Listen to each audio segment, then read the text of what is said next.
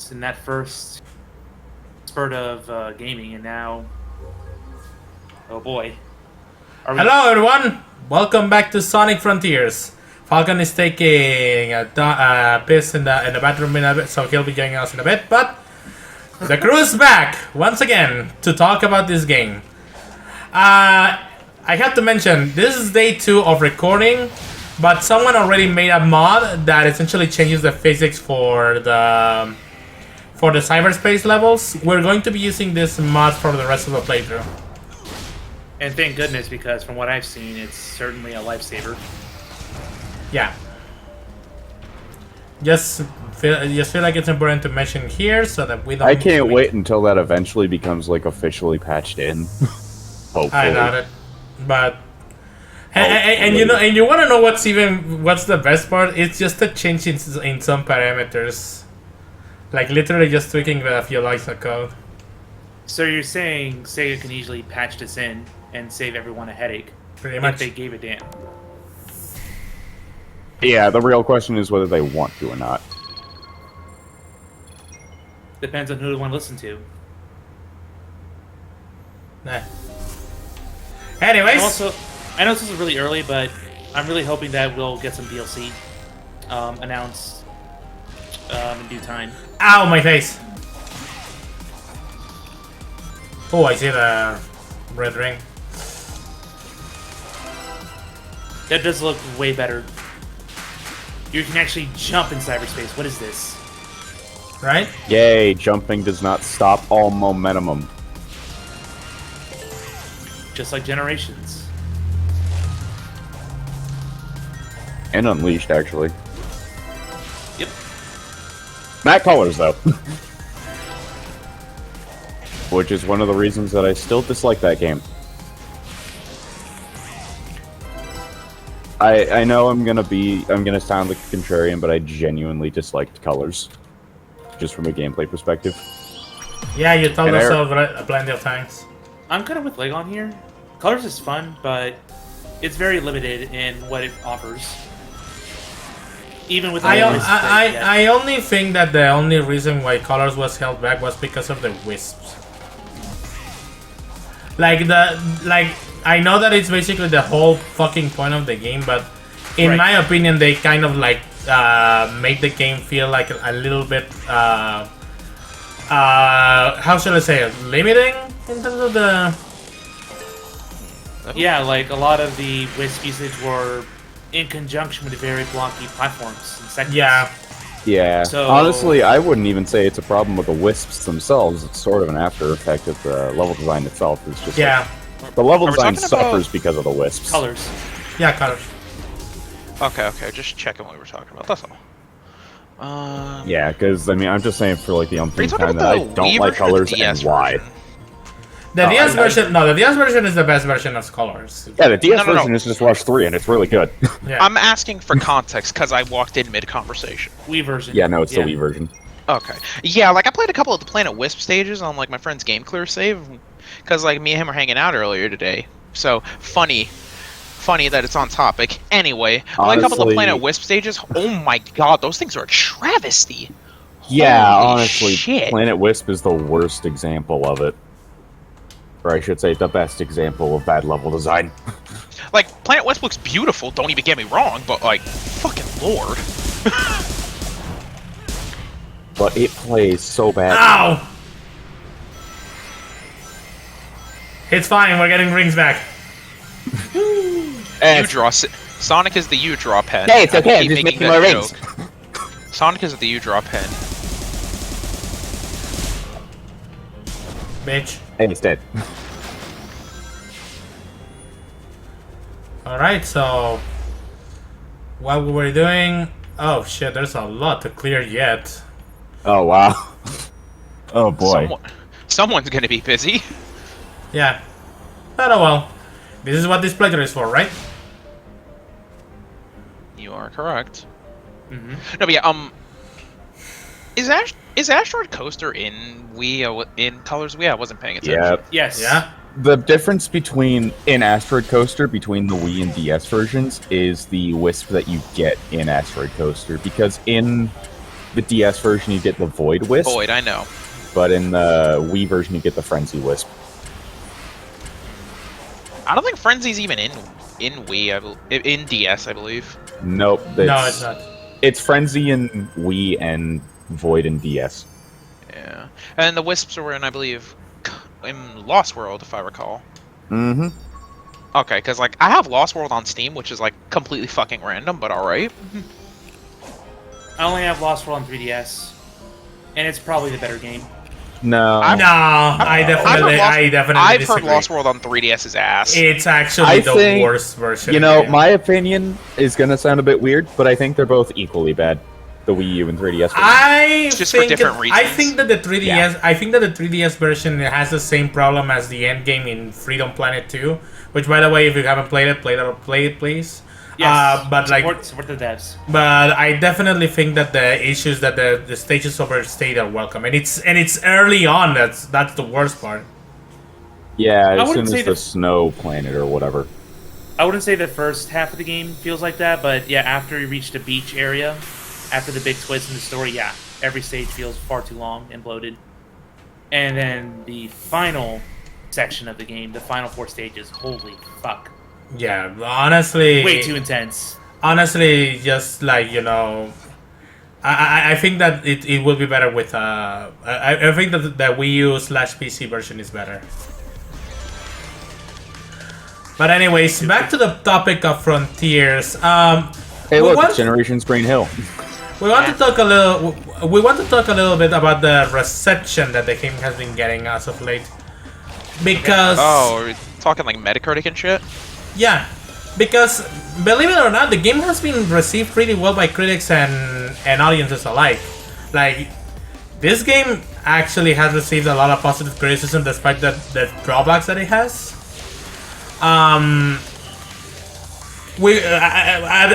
First off, we're really happy for that because, you know, we actually... It means we're finally getting a good Sonic game. Yeah, exactly. Instead of mid-forces, but, you know, that's just me. Yeah, exactly. So... Aw, man, you didn't test whether you could stomp the bridge. I know, but, like, I just wanted to fucking do the stage quick because... Speedrunning! Woo! Gone in 60 seconds. It's just modern Green Hill, but best of. Yeah, that's pretty much the entirety of these stages. Yep, because we don't have the chase sequence with the fish, we don't have the big 2D section after that, it's just cut and you're jumping straight to set pieces. Why is MSI Afterburner running? I didn't set that thing to boot. Anyways, but yeah, the problem that I began to find is that apparently the game scoring 7 out of 10s, 8 out of 10s, or 9 out of 10s even in some places is not enough for the Sonic fandom. Or yeah. they're like, no, the game is getting rated too good. It's not a good game. Yeah. Stupid people like that. I just think Sonic fans are like so used to things being down. I think they're so used to their games being down bad that they're like, a good game. What madness is this? And like, People think it's good. No, it must be bad. People think it's bad. No, it must be good. And like, I have to say, like, you know, people acting like the critics are actually just, you know, bashing on the game just because or getting of that. paid to make good reviews. Yeah, exactly. Like, it's so dumb, and I honestly am very tired of the Sonic fanbase just essentially just looking for a boogeyman to blame all their fucking problems on. Like, I believe that if we want to progress as a fanbase, we have to stop doing that shit because that shit is for like 8-year-olds. If we want to talk about things fan bases should stop doing, I'll draw a parallel to our last episode where we briefly mentioned Street Fighter 6. I think the Street Fighter fan base should stop going, damn, this new game came out. The last one was fucking garbage. Because we did it with Street Fighter. It was Street Fighter 4. We did it with Street Fighter 5, and I guarantee we're gonna do it with Street Fighter 6. I guarantee it was gonna happen. And I'm actually fucking tired of watching it happen. This is a problem with fandoms as a whole, and I understand that, but I'm talking more essentially with the Sonic fan base because, well, first of all, we're all Sonic fans, so. Yeah, I understand that. It's just like it felt relevant to mention. You feel right, me? right. But yeah, but yeah, first and foremost, yeah, we're all Sonic fans, so that's the given, right? Some But- more than others. Yeah, but the second reason why this is important to mention is because, you know, like, we have to grow beyond the stigma, you know? Like, we have to become better people and, you know, more accurately, be less afraid of, you know, providing criticism and such. Because Yeah, in other words, making the community more open to things requires people actually being open to things. Who would have guessed? Yeah, and if I Right. can add something real quick, the fandom,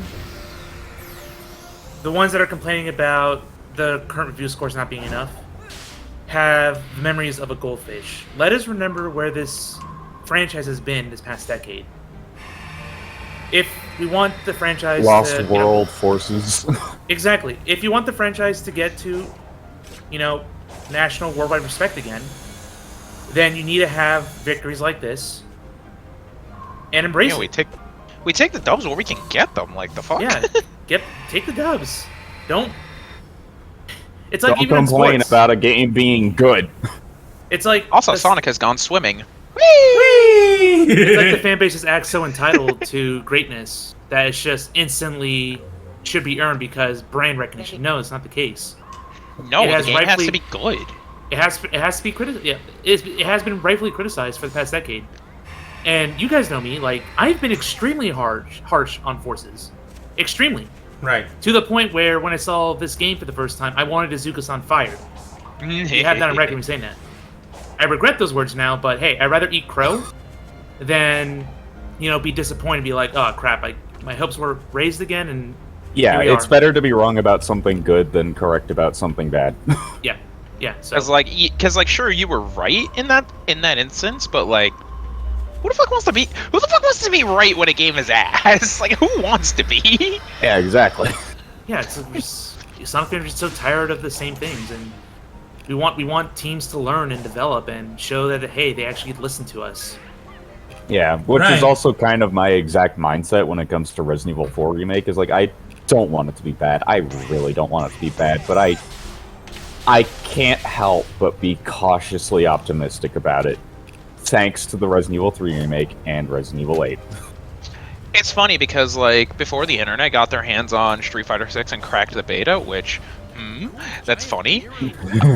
Before the internet got their hands on that shit, I was like really like scared if Street Fighter 6 was gonna be bad. But like having played the beta and also spent a little time with like the cracked build, yeah, I'm very excited for it. I want to see Game how fun? it's gonna be on. Oh hell yeah, game fun! Oh hell yeah, game fun! Game fun, most important part. But yeah, honestly, the part that disappoints me the most about the Sonic fanbase and their way of acting towards the criticism that the game gets is that, you know, a Sonic game is still allowed to have its fucking flaws, and you know, if we don't talk about them, they don't get addressed, and we run the risk of having the franchise go stale. And I don't think any of us want that. Yeah, if we don't talk about, like, you know, what's going wrong, we're gonna have another 06. Exactly. And after that disaster, who the hell wants that? Yeah. I think 06 failed for different reasons, not for Sega refusing listening to the fans. I'm not trying to deny that either, it's just at the same time, that's kind of the one that everyone knows for being bad, and we don't want another instance of that. Oh yeah, and I also love that little bit of the when people screech about the, you know, about when they say about when critics talk about 06 and quote unquote Sonic's road transition into 3D. Like, yeah, I get it. It's a little bit of an overused fucking criticism, but like, you know, the past isn't meant to be forgotten. You know. Wait, no, the past should be remembered so we can learn from it. Otherwise, we're repeating some mistakes. Launch Street Fighter V launching without an arcade mode in this skeletal game, am I right? Yeah. Yeah, I'm very tired. Oh my I'm very tired of that God. narrative from critics that Sonic could never work in 3D. It has never worked, so stop trying. No. Adventure 2? Bro? Yeah, people are just Even forget. Adventure 1.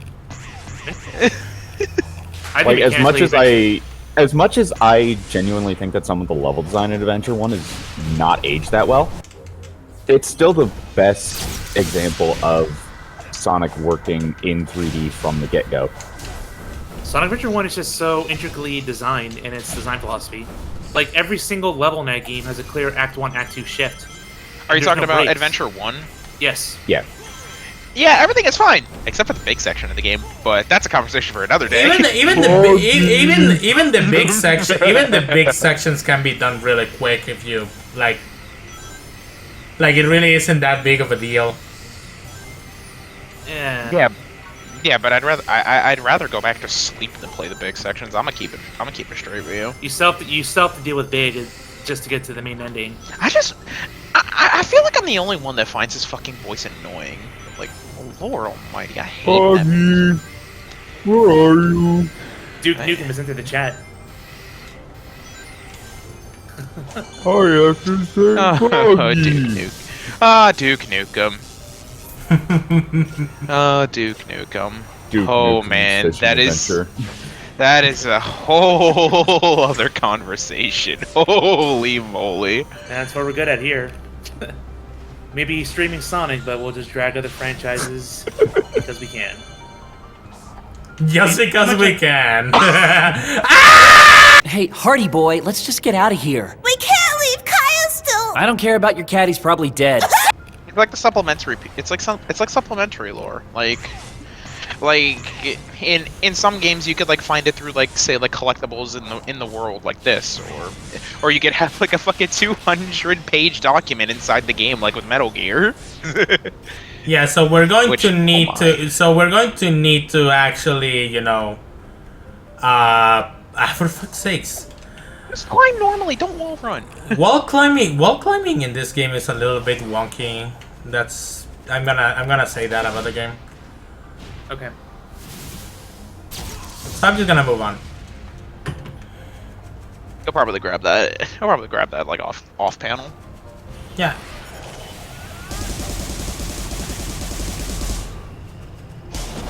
I see floating crate. And now we're going to introduce the part that everybody is going to meme on. This is going to be this is gonna be the only time we're gonna show it in the playthrough. But this is going to be a very frequent standalone, and this is basically going to be a repeat playthrough kind of more like a fucking more chill podcast in later occasions we show it off. What the I fuck spoke is him he in- doing here? I spoke him into existence. I'm blaming you. This is what we get when we talk Adventure 1. Big the fucking cat just shows up. Suddenly, Big the Cat. Oh my gosh. Are we gonna fish? I don't know what's more random, Big pulling up when we're talking about him, or the fact that like a package comes in from a relative and it has a fucking Overwatch T-shirt in it. I don't know what's more random. No bullshit either. I just open it. Wait. It's a fucking Cassidy T-shirt just sitting on my bed now. Did they change the voice actors for Big? Yeah, It's the same one from TSR, I think. yeah. Oh look, Is you're it- playing the Final Fantasy 15 segment of this game. Yes, I will make that joke. Come back Oh, and God. we're fishing with Duke Nukem.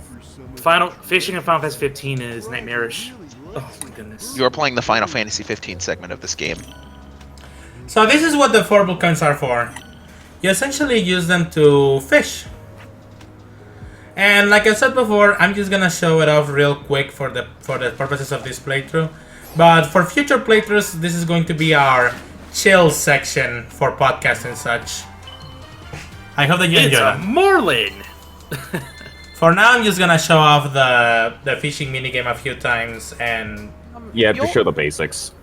Hey, yo, This just a seems side note. way easier than SA1. Now that I've mentioned Final Fantasy, do you know if 16 is coming to PC or not, or is it just a? it is PS5 coming to exclusive? PC. Okay.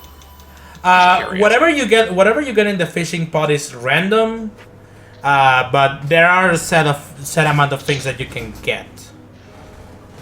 So what, like Yeah, each So it's fishing like pond has, FF14's fishing. Yeah, and Where there's multiple fishing areas, and the actual things that you get in it are random, but at the same time, there's only a fixed amount of things you can get in certain spots. yeah. I mentioned FF15 because, well, that's like actually a core mechanic in that game. Yeah, because Hilariously enough. that's the meme. That's the one that everyone knows fishing for some reason.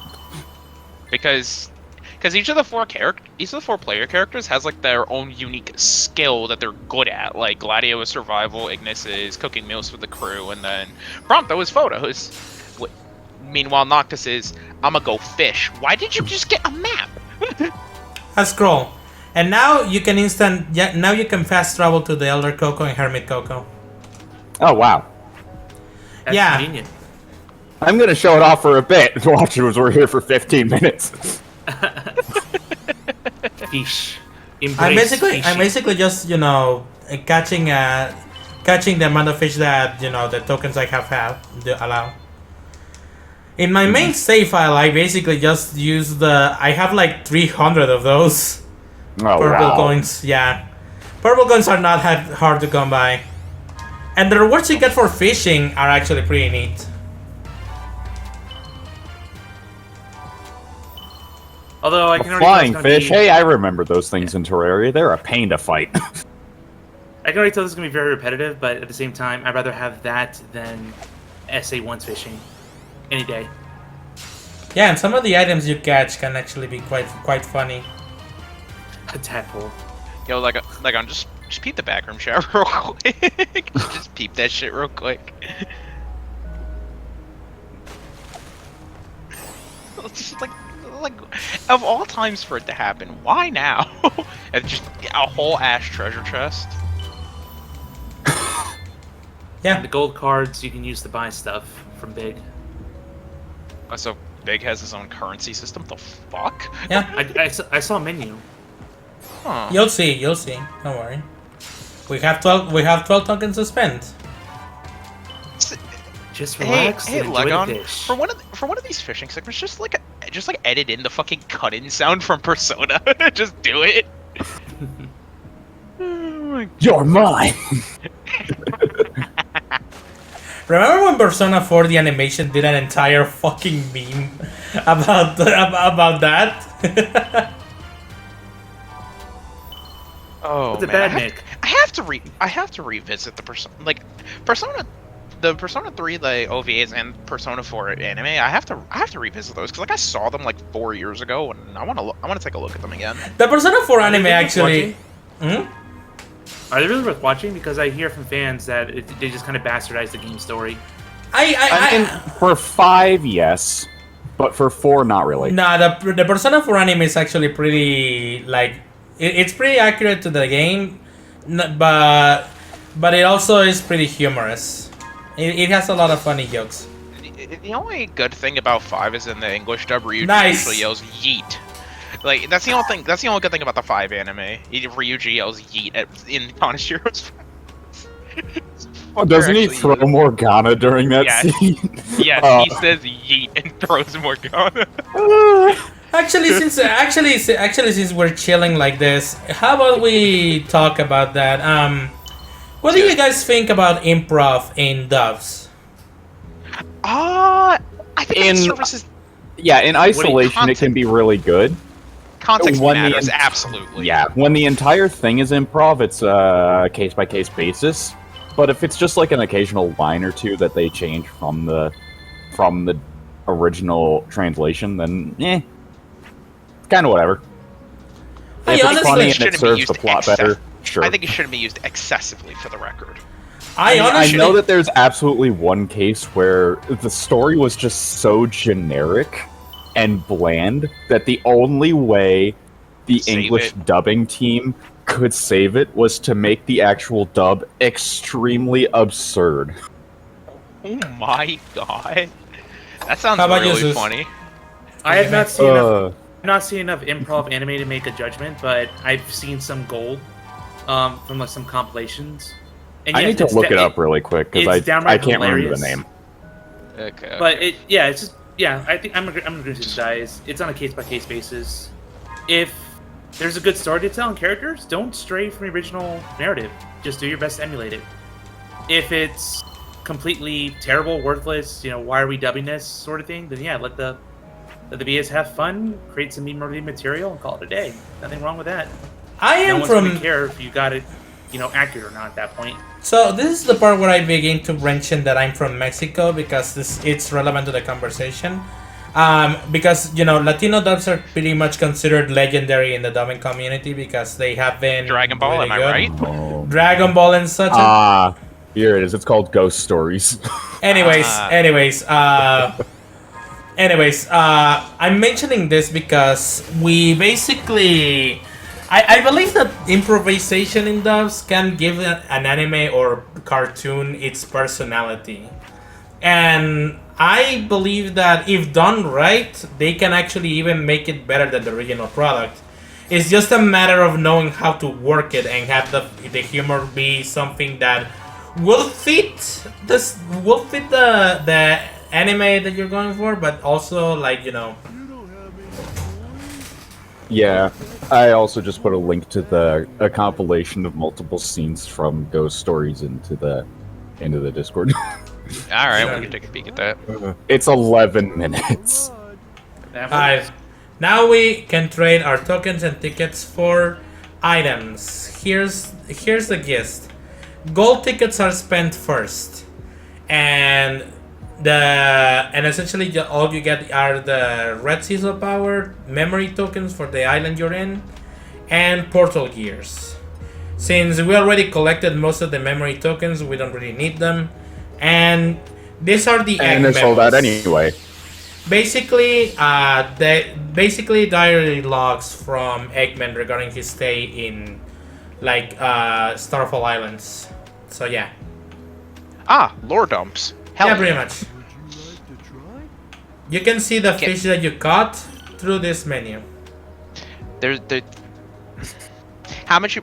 Hey, yo! How much you want to bet there's a Steam achievement for catching every type of fish? How much you want to bet? Yes, it is. So, anyways, Good luck with that. here's the first few dumps that we're gonna Some get. force is keeping me from exiting cyberspace. Oh, he voices it himself. My AI made unauthorized access to Oh, the man. databases? If so, that's the exact opposite of what it was supposed to do. What gun military craft doing in here? Sage has helped me avoid the worst of it, and it doesn't appear to be manned. Is it a defense mechanism? I need to learn more. Oh, GUN still exists. Okay. Finding recreation. Yeah, not gone away. From South Island, West Side Island, even Angel Island. Oh my God, they're Environmental data coming they're from? referencing more of the I classic found games here. elements Here we from my go. own Eggnet, the United Federation, even planet Donpa Kingdom race data. Oh my As God, best I can TSR. surmise, Fucking TSRs in this game. Cyberspace extends well beyond the scope of these islands and is gaining information from around the world. Fascinating. I am officially jealous. This entire expanse was constructed by the ancient race who had previously settled on these islands. The level of technology they employ is completely alien to me, so I can't salvage it. Yet. He's going to salvage it later. I can already tell. We'll see. Anyways, since we want to basically increase our speed, I'm going to spend the rest of the tokens on this. And And as many now as I can possible. do And now they're sold out. 2 more locks, and I stayed 3 and 3 on the seeds. nah. There we go. Would you like to try? Would you like to try? No. Let's go see the fuck. I got to press right. It appears the Starfall Islands act as the CPU for cyberspace. Once I'm out of here, I need to secure them at all costs. I'm not able to access the data too readily, but it appears the entire history of the ancients is recorded here in cyberspace. More than that, they logged their memories, their desires. It's almost like they encoded their very souls into this place. Now then, how can I use that to my benefit? Who were the ancients? They predate any civilization by a wide margin. All these references. So Black many arms, references. The Babylonians? Hardly. And yet they didn't seem to influence the world beyond these 3 piddly islands. Although, Why? major What stopped Major them from Kudos conquering reference the world? freaking Shadow the Hedgehog. Why? Detroit? And I just looked online, and apparently the Yeet clip from Persona 5 is 2 years old. What the hell? Wow. It's 2 years old.